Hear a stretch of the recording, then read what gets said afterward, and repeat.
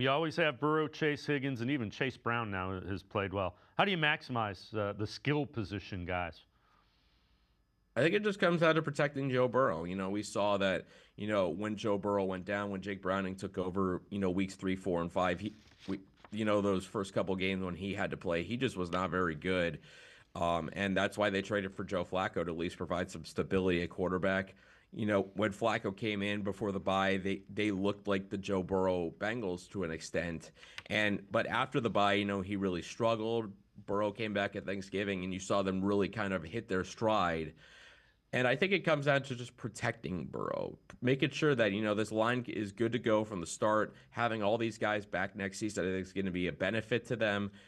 And again, as long as you can protect Burrow and you have all these weapons around him, I think it's going to be beneficial to the Bengals, especially like I said, they're the only team in the AFC North that has that full coaching continuity where everybody's back. So they start at a better place than the other three teams, and not to mention last season, there was so much talk last year about starting slow. They were 2-0 out of the gate, even after losing Joe Burrow. They won a wild game against Jacksonville week 2. We didn't know how good Jacksonville was at the time, but for Cincinnati, I think it's going to always come down to protecting the quarterback. If you can protect the quarterback, he'll be able to find his guys and continue to have those guys make plays. That said, I do think if the Bengals can add a slot receiver, maybe something else at tight end, I do think that's something that I would look at.